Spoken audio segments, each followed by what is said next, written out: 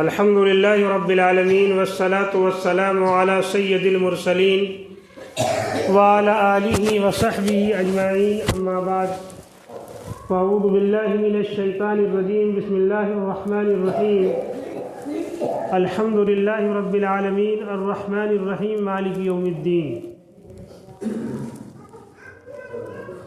وقال اللہ تبارک و تعالی والعصر ان الانسان لفی خسر الا الذین آمنوا وعملوا الصالحات وتواصوا بالحق وتواصوا بالصبر۔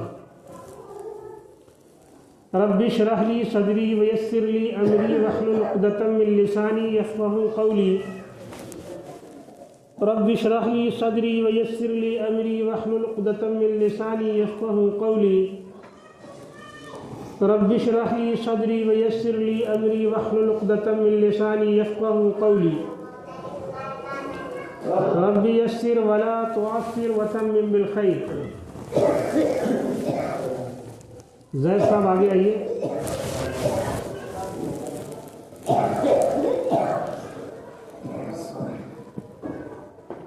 میرے بزرگوں اور دوستوں، میرے بھائیوں، عزیزوں، نوجوان ساتھیوں، سنت کا پورا موقع آپ کو دیا جائے گا، بیٹھ جائیے، 5 منٹ کا وقت دیا جائے گا تاکہ نمازوں میں بھی خلل نہ ہو اور باتیں بھی کچھ سمجھ میں ہمارے اور آپ کے آ جائیں۔ اللہ رب العزت نے اس دنیا میں ہمیں اور آپ کو بھیج کر اور ایمان والے گھر میں پیدا کر کے اتنا عظیم احسان کیا ہے، اتنا بڑا احسان کیا ہے جس احسان کو ہم بھلا نہیں سکتے۔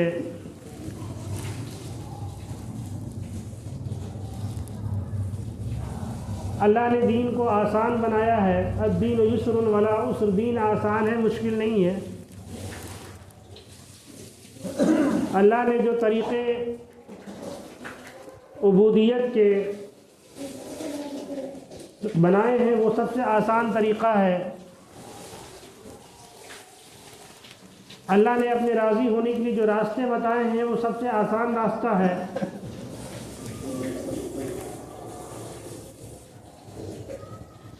سمندر کے جھاگ کے برابر،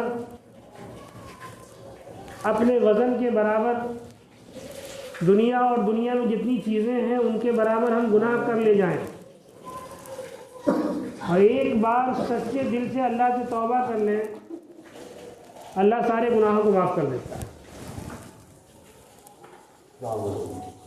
وعلیکم السلام۔ اللہ سارے گناہوں کو معاف کر دیتا ہے۔ اللہ نے معافی کے راستے اتنے بنا دیے ہیں کہ صبح غلطی کرو، شام کو معافی مانگ لو، اللہ سے توبہ کر لو، استغفار کر لو، گر گراؤ، ندامت ہو کہ اللہ یہ گناہ تھا، ہم نے کر لیا، اللہ معاف کر دے، تو اللہ کہتا ہے ہم نے معاف کر دیا۔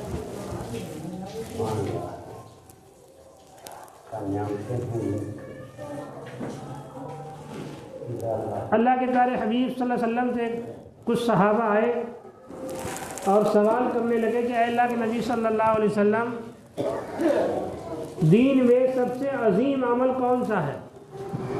سب سے بہتر کام کون سا ہے؟ سب سے زیادہ اجر و ثواب والا کام کون سا ہے؟ تو اللہ کے نبی نے کہا کہ بتاتے ہیں۔ تو صحابی نے کہا کہ نماز پڑھنا بہت بڑا ثواب ہے۔ تو اللہ نے نبی نے کہا کہ ہاں یقیناً بہت بڑا ثواب ہے، نماز اللہ کی عبادت ہے، نماز سے بہتر کوئی عمل نہیں ہے، اس میں یہ بھی ثواب کا کام ہے، بڑا ثواب کا کام ہے۔ پھر صحابی نے پوچھا کہ اللہ کے نبی صلی اللہ علیہ وسلم، تو روزہ رکھنا ثواب کا کام ہے؟ کہا یقیناً یہ بھی ثواب کا کام ہے۔ اے اللہ کے نبی صلی اللہ علیہ وسلم، حج کرنا بڑا ثواب ہے؟ کہا یہ بھی بہت بڑا ثواب ہے۔ اے اللہ کے نبی، کیا زکوٰۃ دینا بڑا ثواب ہے، بڑا عظیم عمل ہے؟ اللہ کے نبی نے کہا یہ بھی بڑا عظیم عمل ہے۔ سارے عمل عظیم ہیں۔ پھر اللہ کے نبی نے فرمایا اس سے بھی عظیم عمل تم کو بتاتا ہوں، اس سے بھی بڑا۔ یہ سب تو بڑے ہیں ہی ہیں اور سب کرنے کے ہیں، سب کو کرنا بھی ہے، اس سے عظیم عمل یہ ہے کہ تم ایمان والے کے لیے سب سے عظیم عمل ہے خوش اخلاقی، اخلاق اچھا ہونا۔ اخلاق کا بہتر ہونا۔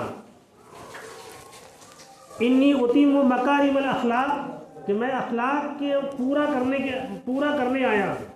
اللہ کے نبی صلی اللہ علیہ وسلم اخلاق کے عظیم مرتبے میں تھے۔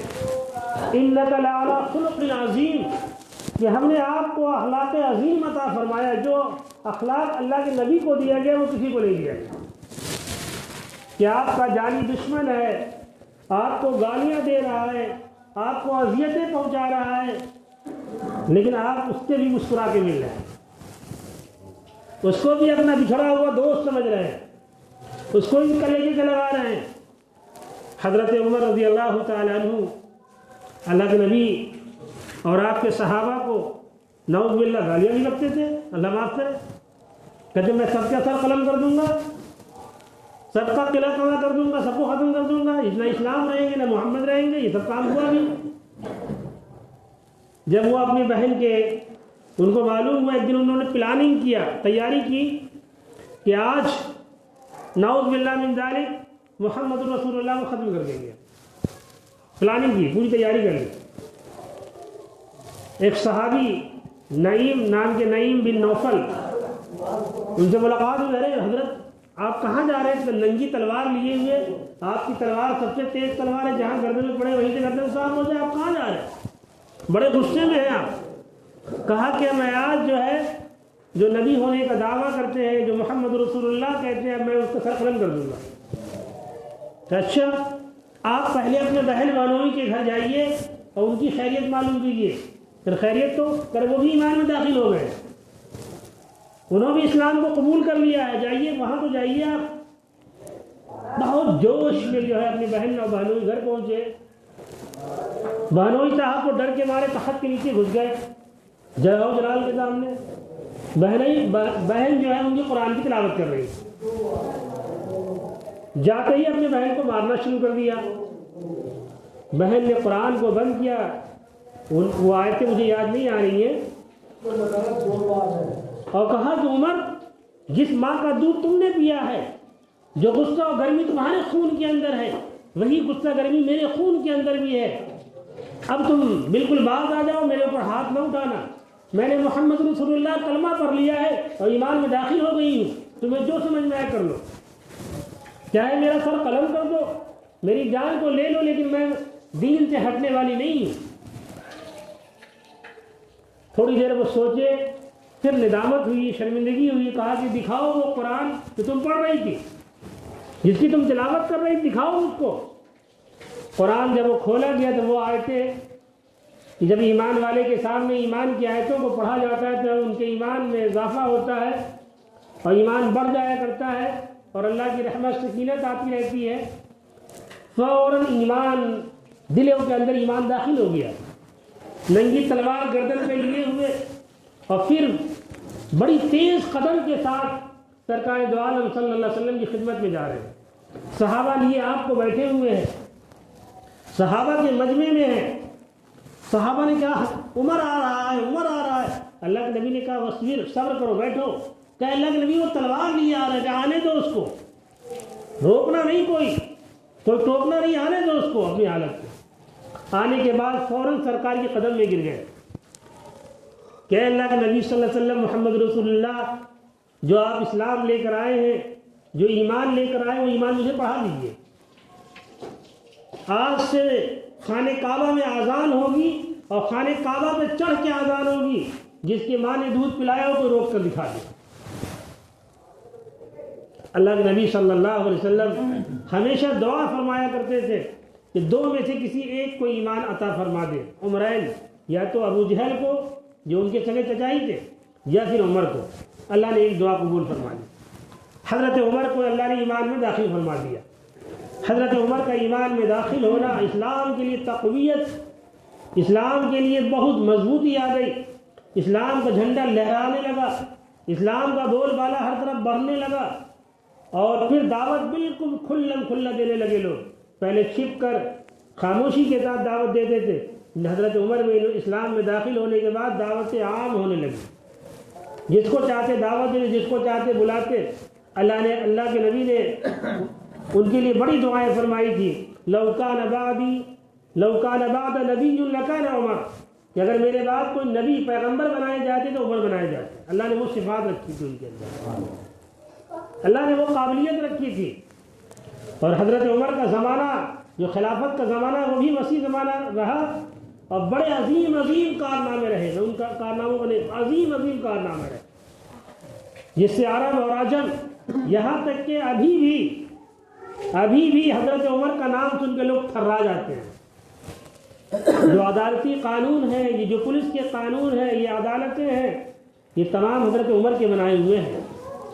مسجدوں میں اماموں کی تنخواہیں، مسجد میں امام کے مقرر مؤذن کا اہتمام حضرت عمر کا بنایا ہوا، نے سینکڑوں قوانین انہوں نے قرآن و حدیث کی روشنی میں بنائے۔ تو اللہ کے نبی صلی اللہ علیہ وسلم کے بعد صحابہ نے سوال کیا کہ اللہ کے نبی سب سے عظیم عمل کون سا ہے؟ تو صحابہ ہی نے خود کہا کہ نماز پڑھنا، روزہ رکھنا، حج کرنا، زکوٰۃ کرنا۔ اللہ کے نبی نے فرمایا سب عظیم عمل ہے، لیکن ان میں عظیم عمل میں ایک عمل یہ بھی ہے، خوش اخلاقی، اخلاق کا بہتر ہونا۔ یہ ایمان والی کی نشانی ہے، پہچان ہے کہ ایمان والا خوش اخلاق ہوتا ہے، ایمان والے کے اندر خوش اخلاقی ہوتی ہے، اخلاق بہتر ہوتا ہے، اپنے لیے بھی، پراؤں کے لیے بھی، پڑوسیوں کے لیے بھی، رشتہ داروں کے لیے بھی، اپنے ماں باپوں کے لیے بھی، اپنی اولادوں کے لیے بھی، سب کے لیے اعلیٰ اخلاق ہوتا ہے۔ اعلیٰ اخلاق بہت بڑی دینداری ہے، خوب نمازیں پڑھتے ہیں، خوب روزہ رکھتے ہیں، خوب تلاوت کرتے ہیں، لیکن اخلاق بہتر نہیں، نہ بیوی کے لیے، نہ بچوں کے لیے، نہ رشتہ داروں کے لیے، نہ پڑوسیوں کے لیے، نہ اپنے عزیز و اقربا کے لیے۔ وہ نمازیں کس کام کی؟ جو ہمارے اندر سے بے حیائی کو، ہمارے اندر سے فحش چیزوں کو، ہمارے جو ہے بد اخلاقی کو ختم نہ کر پائے، وہ نمازیں کسی کام کی نہیں ہو سکتی ہیں۔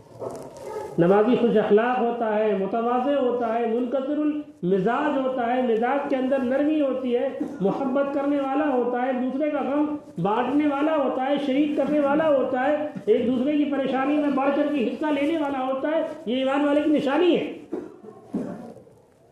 حدیث میں اللہ کے نبی نے فرمایا اگر کسی ایمان والے کو کانٹا بھی چبھتا ہے، تکلیف بھی ہوتی ہے، تو اس کو دوسرے مسلمان ایمان والا اس درد کو محسوس کرے۔ یہ ایمان کی علامت ہے۔ آج پوری دنیا کے اندر کئی ممالک اسلام کے اور ایمان والوں پہ حملہ ہو رہا ہے، پوری بستیاں، چاہے لبنان ہو، شام ہو، مصر ہو، ایران ہو، خاص طور سے فلسطین جو تمام انبیاء کا مرکز رہا ہے، تمام نبیوں کا مرکز رہا ہے فلسطین، تمام انبیاء کی جو ہے جائے مولود رہی ہے، جائے پیدائش بھی رہی ہے، اس جگہ پر مسلمانوں کا، ایمان والوں قتل عام ہو رہا۔ معصوم بچوں کو کفن نصیب نہیں ہے، معصوم بچوں کو جو پیاسے شہید ہو رہے ہیں، بھوکے شہید ہو رہے ہیں، کوئی پرسان حال نہیں ہے۔ پورا عالم عرب بھی خاموش ہے، لیکن بہرحال خاموشی نہیں ہے، بلکہ یہ دعا دل سے ہونی چاہیے اور اللہ کی طرف جھکاؤ ہونا چاہیے، احترام ہونی چاہیے کہ اللہ پاک اس ظلم کرنے والوں کو، ان ظالموں کو، ان کو اللہ برباد کر دے، نیست و نابود کر دے۔ اللہ ان کے جو نیک عزائم ہیں صرف فلسطین کی حفاظت کے لیے، بیت المقدس کی حفاظت کے لیے اپنی جان کی قربانی دے رہے ہیں، اپنے ملک کی حفاظت کے لیے نہیں، صرف بیت المقدس کی حفاظت کے لیے اپنی جان کی قربانی دے رہے ہیں۔ اس لیے میرے بزرگوں، میرے دوستوں، میرے ساتھیوں، دعا کی ضرورت ہے کہ اپنی نمازوں میں بھی، اکیلے میں بھی، تنہائی میں بھی، بیٹھ کے بھی ان شہیدوں کے لیے، ان مظلوموں کے لیے خوب دعائیں کیجیے، اور ان کی ہمت و حوصلہ کے لیے کہ 2 سال سے مستقل جو ہے وہ ان کا سامنا کر رہے، اپنے بچوں کو یتیم کر کے، اپنے بیویوں کو بیوہ کر کے، اپنے نونہال بچوں کو جو ہے ننگا بھوکا چھوڑ کے شہید ہوئے جا رہے ہیں، جن کے پاس نہ مال ہے، نہ اثاثہ ہے، نہ کوئی ذرائع ہے، نہ رہنے کو مکان ہے، نہ کھانے کو کھانا ہے، نہ پینے کو پانی ہے، نہ قبرستان میں دفنانے کے لیے کفن کا بھی انتظام نہیں ہے۔ ہزاروں کو یوں ہی جو ہے قبر کھود کے دفن کر دیا گیا۔ یہ حال ہے، صورتحال ہے، پوری خبر نہیں آتی ہے، لیکن جو بھی سوشل میڈیا سے خبر آ جاتی ہے یا اخبار کی کچھ سرخیوں سے خبریں آتی ہیں کہ حالات بہت خراب ہیں۔ لیکن ہم ایمان والے ہیں، ہم اللہ اور اللہ کے رسول پر ایمان رکھتے ہیں، تو کم سے کم درد اور تڑپ تو یقیناً ہونی چاہیے۔ دعاؤں سے ہم ان کا ساتھ دیں اور اللہ سے دعا کریں نمازوں میں کہ اللہ پاک ان کو صبر عطا فرمائے، اللہ نعم البدل عطا فرمائے، اللہ اور عظیم ہمتیں عطا فرمائے کہ جو چیزیں شروعات ہو گئی ہیں، ہو رہی ہیں، یہ بالکل قرب قیامت کی نشانیوں میں سے ہے۔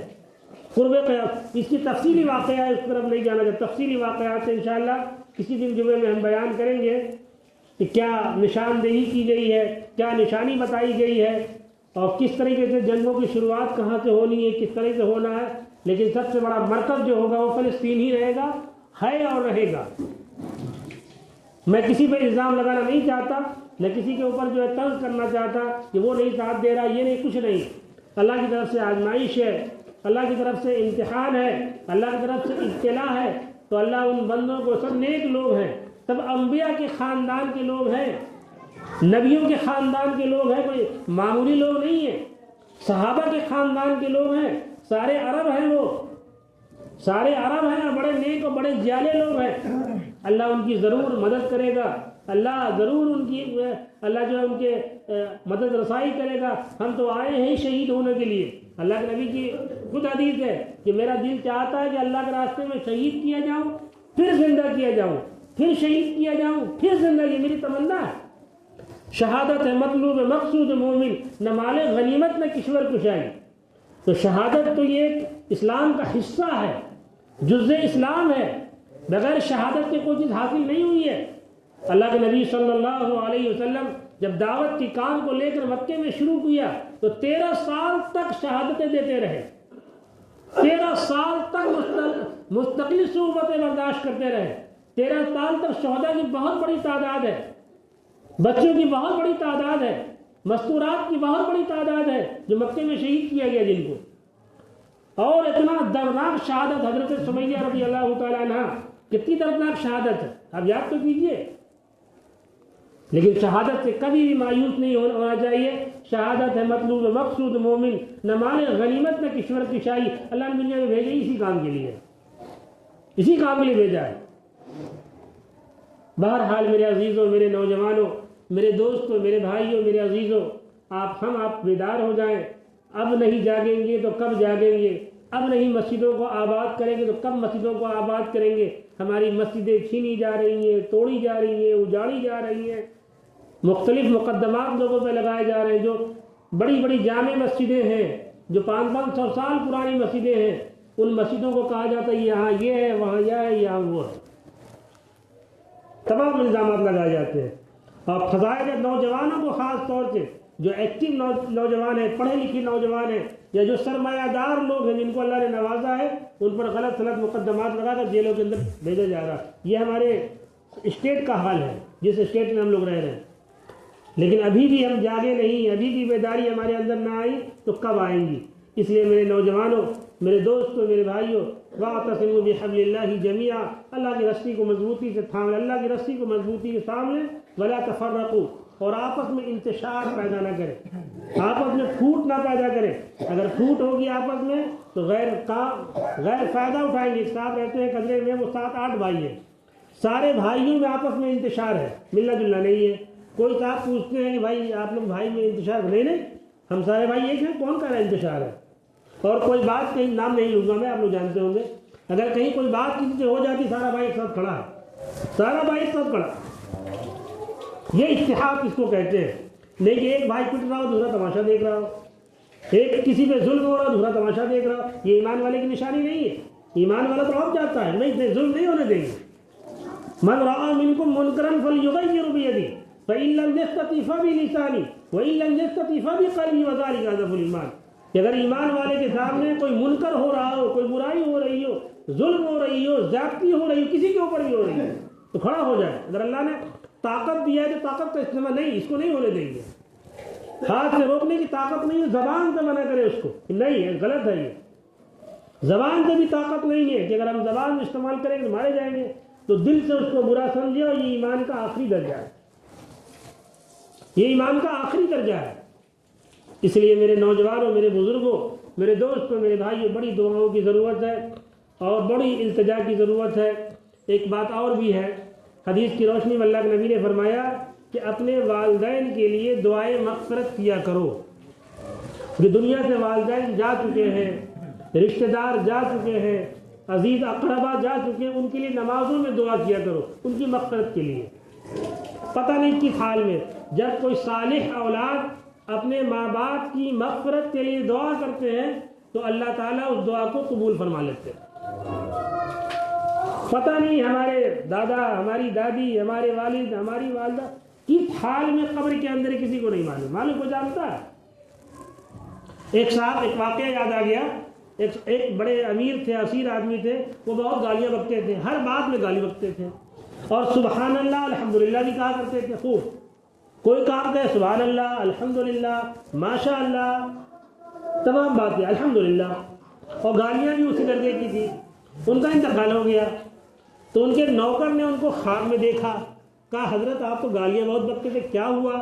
کرے میری گالیوں کو اور میرے سبحان اللہ الحمدللہ کو جب تولا گیا تو سبحان اللہ الحمدللہ زیادہ نکل گیا اور گالیاں کم ہو گئی، میری بخشش ہو گئی۔ اللہ نے جو دعائیں بتائی ہیں، چلتے پھرتے اٹھتے بیٹھتے چلتے، ان دعاؤں کو اپنے زبان پہ پڑھتے رہا کریں، سبحان اللہ الحمدللہ اللہ اکبر استغفر اللہ، خاص طور سے استغفر اللہ استغفر اللہ استغفر اللہ۔ اللہ نے اور اللہ کے نبی نے جگہ جگہ پہ قدم قدم پہ دعائیں بتائی ہیں، ان دعاؤں سے نیکیوں میں اضافہ ہوتا ہے، نیکیوں میں اضافہ ہوتا ہے۔ ہم مسجد میں بیٹھے ہیں، لے لی تصویر سنت پڑھ لیا، شروع ہو گیا الحمدللہ الحمدللہ اللہ اکبر یا سبحان، تیسرا کلمہ شروع ہو گئے، پہلا کلمہ شروع ہو گئے، لا الہ الا اللہ محمد رسول اللہ لا الہ الا اللہ۔ بعض ایسے لوگ ہیں جو بتاتے ہیں مولانا صاحب میں 1100 1200 1500 جو ہے درود شریف روز پڑھ لیتا ہوں، روزانہ پڑھ لیتا ہوں، اور جو اتنی پڑھنے لگے پاک صاف ہو کر خواب میں اللہ کے نبی کی زیارت نصیب ہو جائے گی، اس کو نبی کو اپنی آنکھوں سے دیکھ لے گا۔ پڑھے تو کوئی، کرے تو کوئی، جگہ جگہ پہ اللہ نے نیکیاں عطا فرمائی ہے۔ اللہ سے دعا کرتے ہیں کہ اللہ پاک ہمیں بھی اور تمام آپ سامعین کو سننے سے زیادہ عمل کرنے کی توفیق نصیب فرما دے، اور آپس میں ہم سب کو اتفاق و اتحاد پیدا فرما دے۔ وآخر دعوانا الحمدللہ رب العالمین۔